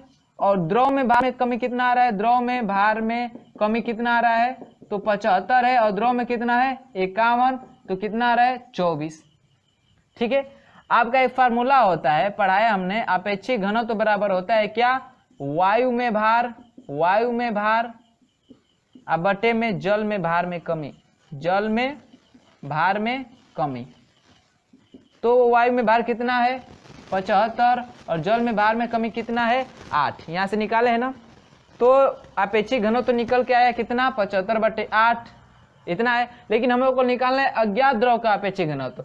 तो एक और फार्मूला होता है, अपेक्षिक घनत्व बराबर होता है क्या वायु में भार, वायु में भार गुणे जिस द्रव का निकालना है, जिस द्रव में डाले हैं तो उस द्रव का घनत्व मतलब हम लोग का अज्ञात यही हो गया ना, द्रव का घनत्व अब बटे में द्रव में भार में कमी, द्रव में भार में कमी, ये फार्मूला होता है। ठीक है, अब सबका मान दिया। अपेक्षित घनत्व का आप लोगों ने निकाला है कितना, 75/8 बराबर क्या हो जाएगा, वायु में भार कितना है 75 गुणे, ये तो निकालना है द्रव का अपेक्षित घनत्व क्योंकि यही अज्ञात है, द्रव का घनत्व अब बटा क्या हो जाएगा, द्रव में भार कितना है 24 है, 24 हो गया। अब चलिए यहाँ से 75 से 75 कैंसिल हो जाएगा, 8 3 24, तो यहाँ 1/1 बचा, यहाँ पे द्रव का घनत्व बटा 3 बचा, त्रिय गुणा करेंगे तो आपका आ जाएगा कितना, त्रिय गुणा कर देंगे तो द्रव का घनत्व बराबर 3 आ जाएगा। कितना आ जाएगा, द्रव का घनत्व बराबर कितना आ जाएगा 3, यानी जो अज्ञात द्रव है उसका घनत्व कितना होगा 3 होगा। ठीक है, तो ऑप्शन की बात करें 3 ग्राम प्रति क्यूब सेंटीमीटर। ठीक है, ग्राम प्रति क्यूब सेंटीमीटर, इसका मात्रक क्या हो जाएगा, ग्राम प्रति सेंटीमीटर क्यूब या क्यूब सेंटीमीटर। ठीक ना, तो ऑप्शन नंबर कौन सा से हुआ, ऑप्शन नंबर आपका सी, ऑप्शन नंबर सी 61 का कौन सा है, ऑप्शन नंबर सी मैच कर रहा है। ठीक है, फॉर्मूला याद रहेगा तो आप सारे क्वेश्चन आसानी से कर सकते हैं। ठीक है, तो नोट करिएगा, इसको नोट करिएगा। फिर हम लोग देखते हैं 62 नंबर का क्वेश्चन कि क्या कह रहा है वो भाई, उसको भी देख लेते हैं। तो चलिए इसको नोट करिएगा। चलिए देखते हैं 62 नंबर क्वेश्चन। कह रहा है कि दो असमान समानांतर बल 2 न्यूटन और 16 न्यूटन एक 21 सेंटीमीटर लंबी छड़ के सिरों पर कार्य कर रहे हैं। बल के उस बिंदु की दूरी होगी जहां पर बल उक्त दोनों बलों का परिणामी बल कार्य करेगा। देखिए दो असमानांतर बल है, तो हमने पढ़ाया है बल आघूर्ण, आपका चैप्टर मैंने पढ़ाया है, तो उसमें समानांतर और असमानांतर बल पढ़ाया होगा। तो समानांतर बल के लिए अलग फार्मूला था, असमानांतर के लिए अलग था। जैसे मान लीजिए कोई एक छड़ है, इस पे दो असमानांतर बल कार्य करे, मतलब एक इधर, यानी दोनों एक दूसरे के समानांतर हो लेकिन उसका दिशा क्या हो, अलग अलग हो, तो ऐसे बल के जोड़ों को बोलते हैं असमानांतर बल युग्म। ठीक ना, तो ऐसे हैं दो असमानांतर बल जिसपे एक है 2 न्यूटन का और एक कितना है 16 न्यूटन का। करें कि इस छड़ की जो प्रभावी लंबाई है 21 सेंटीमीटर है। कितनी है 21 सेंटीमीटर। तो बड़े बल से उस बिंदु की दूरी होगी जहां पर उक्त दोनों बलों की परिणामी बल कार्य करेगा। तो भाई जब असमानांतर बल होते हैं तो इसका परिणामी बल कहाँ लगता है, इधर ही लगता है ना। जैसे यहाँ पे मान लीजिए क्या है, इसका परिणामी है R, और R बराबर क्या होता है, तो जो बड़ा बल है यानी 16 माइनस कितना होता है 2 होता है। परिणामी बल क्या होता है, बड़ा बल में से छोटे बल को घटाते हैं तो परिणामी बल आता है। तो चलिए भाई बड़े बल से पूछ रहा है ना, तो बड़ा बल तो ये है ना, तो चलिए इसकी दूरी मान लेते हैं कितना x। यदि बड़ा बल यहाँ पे रखते तो ये मान लेते कितना, अब मानते इधर से तो अब कुछ मानते ऐसे होता, ठीक ना। तो चलिए मान लीजिए क्या x, तो क्या हो जाएगा, क्या फार्मूला होता है आपका, होता है कि ये बल और इसके बीच की दूरी, परिणामी बल ये जो है ना, इसके बीच की दूरी यहाँ से, तो हो जाता है 16 गुणे x बराबर होता है क्या, ये वाला बल 2 न्यूटन और गुणे यहाँ से इसके बीच की दूरी, तो क्या होगी, जैसे मान लेते हैं a है, ये b है, ये o है, तो फार्मूला क्या बनता है आपका, और ये मान लेते हैं p है और ये q है, तो फार्मूला क्या बनता है p गुणे ob बराबर होता है आपका q गुणे ao, यही होता है ना। तो p कितना है 16 है, गुणे ob कितना है x है, बराबर q कितना है 2 है, ao कितना है, ao कितना है, तो ab धन ob, तो कितना होगा, ab कितना है 21 है धन x, इतना होगा। तो 16x बराबर कितना हो जाएगा, 21 दूना 42 धन 2x, ये प्लस इधर आएगा तो माइनस, तो 16 में से 2 गया 14x बराबर कितना 42, 14 तिया 42, यानी x का मान कितना निकल के आ गया, x बराबर 14 तिया 42, 3 कितना आ गया 3। तो जो 16 किलोग्राम 16 न्यूटन का जो बल है, यानी जो बड़ा बल है उससे जो परिणामी बल है उसकी बीच की दूरी कितनी हो जाएगी 3 सेंटीमीटर। यदि यही छोटे बल से पूछे तो 21 में 3 जोड़ देंगे तो कितना हो जाएगा 24, ठीक ना। तो ऑप्शन नंबर कौन सा सही हो गया, इसका option number B 3 centimetre, option number B 62 का ऑप्शन नंबर बी है क्या करेक्ट। ठीक है, तो चलिए देखते हैं इस वीडियो का लास्ट क्वेश्चन, तीसरा नंबर का क्वेश्चन, और फिर 64 से आपका 75 तक के सवालों को लेकर चलते हैं, अगर मिलेंगे अगले वीडियो में, ठीक ना, उसका अगले वीडियो में सोल्यूशन करेंगे। तो चलिए देखते हैं इस वीडियो का लास्ट क्वेश्चन, 63 नंबर का क्वेश्चन। तो इसको नोट करिएगा, सबको समझ में आया ये ना। असमानांतर बल है, ध्यान रखिएगा, असमानांतर बल, यही समानांतर होता है तो इसका परिणामी बल बीच में होता है, ठीक ना। तो अब इसमें घटा कैसे करते हैं, ठीक ना, 21 में से 21 माइनस एक्स 16 से कुछ दूरी पे मानते x, तब उसके बीच की दूरी का निकाल के करते, ठीक है। ये बल गुण में है और मैंने अच्छे से पढ़ा है उसको, तो आप उसका वीडियो देख के समझ सकते हैं। चलिएगा देखते हैं इसका अंतिम क्वेश्चन, 63 नंबर का क्वेश्चन क्या कह रहा है, देख लेते हैं। चलिए कह रहा है कि एक विद्युत क्षेत्र में किसी बिंदु पर वैद्युत क्षेत्र की तीव्रता यानी E का मान दिया है कितना, 30 न्यूटन प्रति कूलाम दिया है। तो इस बिंदु पर 20 कूलाम का यानी Q का मान दिया है 20 कूलाम का आवेश लगाने पर बल होगा, F का मान होगा, ठीक ना। तो देखिए वैद्युत क्षेत्र की तीव्रता इसके मात्रक से ही न्यूटन बटा कूलाम, इसके मात्रक से ही आपको फार्मूला दिख रहा है, न्यूटन प्रति कूलाम का मतलब F/c, इसी का मात्रक न्यूटन होगा, इसका कूलाम ना, अरे Q होता है, तभी ना न्यूटन प्रति कूलाम होगा। तो मात्रक से ही आपका फार्मूला निकल गया, क्या, E बराबर F/q। पूछ रहा है क्या, लगने वाला बल होगा, F का मान पूछ रहा है, तो F बराबर क्या हो जाएगा, E इंटू Q। तो E का मान कितना है, 30 है ना, गुणे Q का मान कितना है 20, तो 20 3 दूना 6 और 2 0, 600 न्यूटन, बल का मात्रक न्यूटन, 600 न्यूटन। ऑप्शन की बात कर ले तो कौन सा सही हो जाएगा, 63 का 600 न्यूटन, ऑप्शन नंबर बी। कौन सा सही हो जाएगा, ऑप्शन नंबर बी। चलिए ये रहा ऑप्शन नंबर बी। ऐसे क्या कर देंगे, फिल कर देंगे अपने OMR सीट को, ठीक है। तो ये रहा आपके 2019 के पॉलिटेक्निक एग्जाम का जो पेपर है, इसका सोल्यूशन फिजिक्स का कितने किए, तो 13 क्वेश्चन सोल्यूशन किए। अगले वीडियो में 12 क्वेश्चन बचे हैं, तो उसका सोल्यूशन हम लोग देख लेंगे, ठीक है। तो आप लोग थोड़ा जो ये तो देखिए, इसमें मैंने बताया था ना कि ये पेपर हम लोगों ने दिया था 2019 का, तो इसमें ज़्यादातर न्यूमेरिकल्स ही आए थे। तो ये ठीक, ये कोई ज़रूरी नहीं है कि आपके भी पेपर में बस न्यूमेरिकल ही पूछे, आपके ऑप्शनल भी पूछ सकता है। तो आप लोग पूरी बुक की थ्योरी पढ़ लीजिएगा, ठीक है। थोड़ा थ्योरी पढ़ लेंगे, उसके जो फार्मूले हैं उसको याद कर लेंगे, तो आपको करने में आसानी हो जाएगी, ठीक ना। तो जब भी जाइएगा आप लोग पेपर देने, तो थोड़ा थ्योरी पढ़ लीजिएगा फिजिक्स का और केमिस्ट्री का। और सबसे पहले ये ध्यान रखिएगा कि आप लोग केमिस्ट्री और फिजिक्स का पोर्शन सॉल्व करने की कोशिश करिएगा सबसे पहले, और उसके बाद मैथ का बाद में करिएगा, ठीक ना। क्योंकि मैथ का पहले करेंगे तो 50 क्वेश्चन रहता है, वही ज़्यादा समय ले लेगा। तो थोड़ा पहले फिजिक्स केमिस्ट्री का करिएगा, जो आएगा उसे ही करिएगा, जो नहीं आएगा उसको छोड़ दीजिएगा बाद में करने के लिए, ठीक है। लेकिन जो आएगा उसको करके फिर मैथ में हाथ डालिएगा, और जो क्वेश्चन ना आए उसको भाई बिल्कुल, मतलब आपको समझ रहे कि नहीं आ रहा है, मुझे बिल्कुल नहीं आ रहा है, तो उसको टच मत करिए। क्योंकि जहाँ अगर किए तो आपका जो 4 नंबर मिलने वाले हैं उसमें से 1 नंबर कट जाएगा। एक क्वेश्चन पे 1 नंबर कटता है, एक क्वेश्चन पे 4 नंबर मिलता है, अगला गलत किए तो 1 नंबर कट जाएगा। यानी एक क्वेश्चन किए, 4 क्वेश्चन आपने अटेम्प्ट किया, तो 1 क्वेश्चन सही किया और 3 क्वेश्चन गलत, तो आपका 1 भी मार्क नहीं मिलेगा, ठीक है। तो ऐसे माइनस मार्किंग करती है आपकी, तो इस पर ध्यान रखिएगा थोड़ा, ठीक ना।